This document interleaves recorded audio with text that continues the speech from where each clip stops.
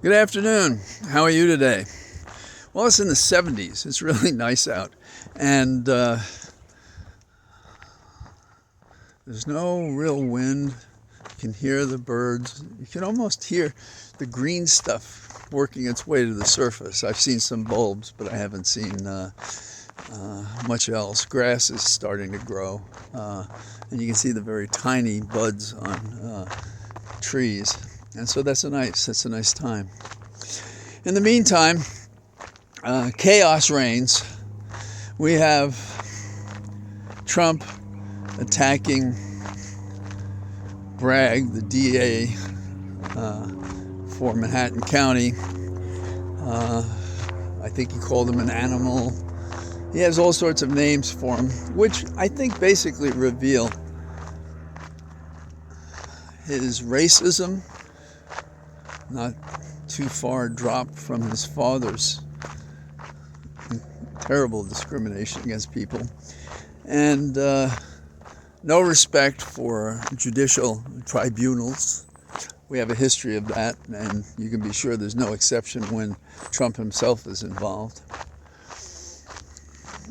Very unseemly for a former president, even one charged with all his bad acts, to be in this position. We did observe, when I was younger, Vice President Spiro Agnew, and then, of course, how Nixon conducted himself. And it's very hard to draw any kind of gradual respect between and among them and Trump. But in those days, our public figures seemed to cling closer to the basic values of our system of government. And in Nixon's case, we know how people who were his friends in the Republican Party came to the Oval Office and talked to him about what his alternatives were. And I know prosecutors since have said the pardon was a terrible compromise, and it was in many respects. But Ford paid for that compromise by losing the election. And we had what seemed like it was going to be a period of normalcy and ethical conduct. But Trump has brought that all shattering down, and we have no less a travesty than No Jacket Jordan, who has no business being in Congress at all, and certainly not heading the Judiciary Committee. We have No Jacket Jordan demanding that Bragg, the DA, basically give over information to the Hill. Well, when have you heard a grand jury investigation being summoned by Congress to surrender its information to a bunch of people who are just seeking to try to defend Trump by disrupting and obstructing a criminal proceeding in a county in New York State? It seems to me in violation, among other things, of the 10th Amendment, reserving to the several states whatever other powers are not addressed. And the power for criminal prosecution on the local level is an historic one that goes back forever. But we have seen a hint of this superiority, autocratic approach in how the Hill, including Biden, by the way, who inflicted themselves on home rule and decided what criminal code they could have. So there is a sentiment, certainly among the Republicans, and I believe it's only a few Democrats, who think they can intervene in state action. This is also ironic for Republicans who claim that we believe in states' rights. Yeah, when it's convenient for you, you believe in state rights. So we have Trump attacking the DA, and we have Congress attacking the DA.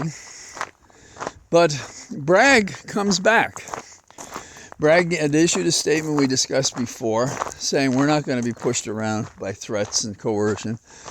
And then he basically said You're not going to get any of our investigative material, but we'll have a meet and confer to see what we can give you. In other words, he's going to assume a posture of a cooperative entity that is going to defend every right they have to grand jury material and prosecuting Trump up to and including indictment, we hope. And otherwise, pound sand.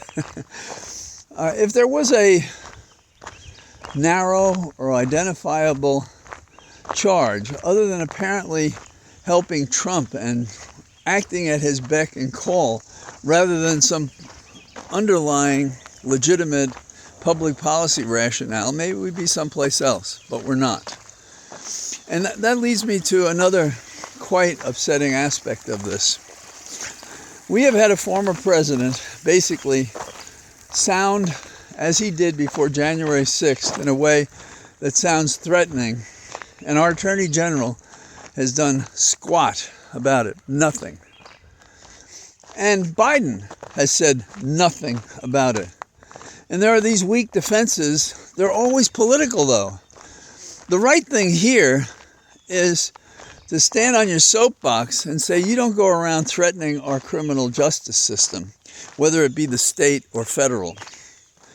You make all the arguments that you can within the First Amendment and, all the arguments in court that you can make, but you don't go around threatening our institutions, particularly when there's no basis for it except to save your unholy ass.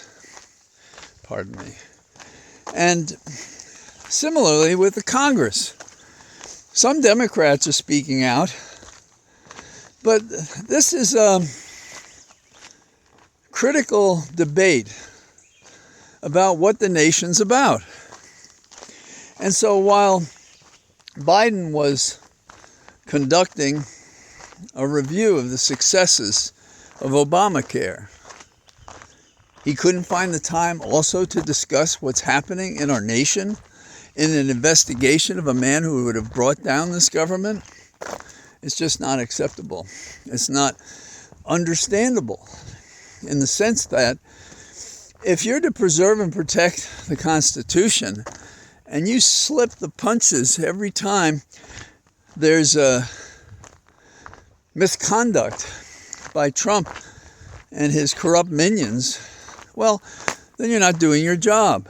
Now, it's no surprise to hear from me that Garland, he should resign or be fired. I mean, he's firewood.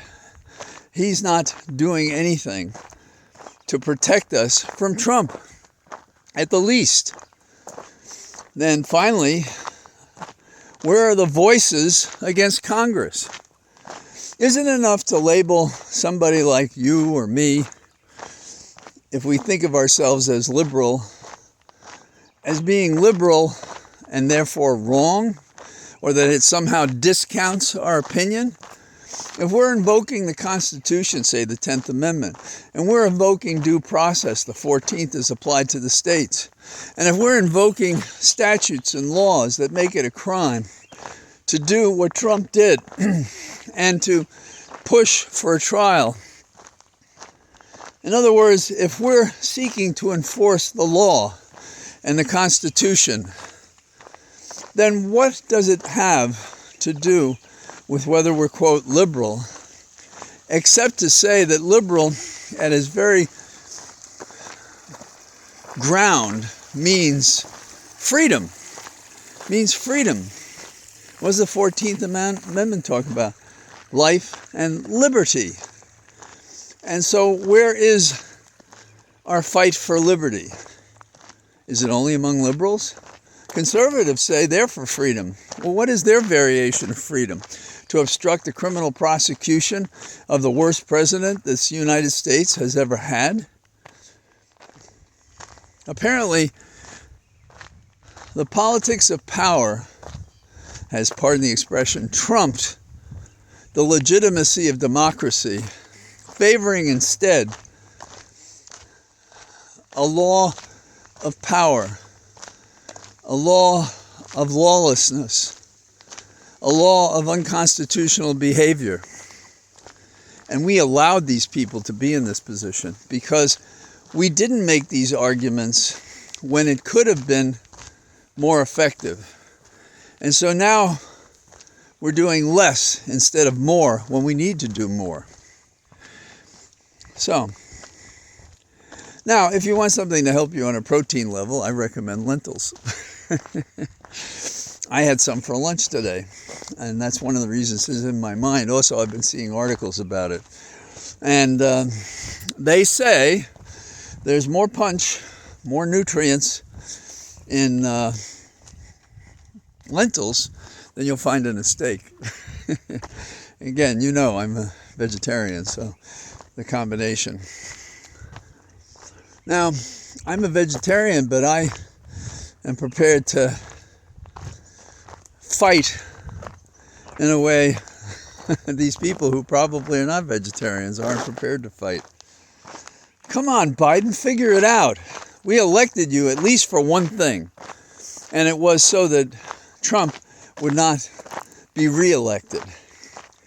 And you're losing the game because those who are competing with Trump are losing in their primaries. Oh, am I making a political argument now? I'm making the argument that you can't win the argument you do not make. So get yourself a dish of lentils and lean into this guy, or be considered the fellow that blew it.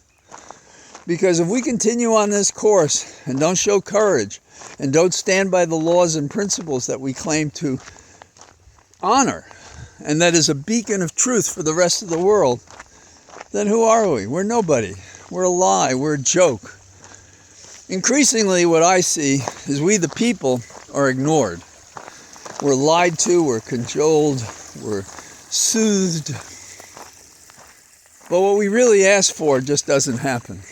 And if it doesn't happen, we're closer to mobocracy, to monarchy, to autocracy, and to having Trump back in the Oval Office. And if that doesn't give you shivers, nothing will. So here I am on my cathedral of trees, and I look forward to talking to you. I expect tomorrow. Bye-bye.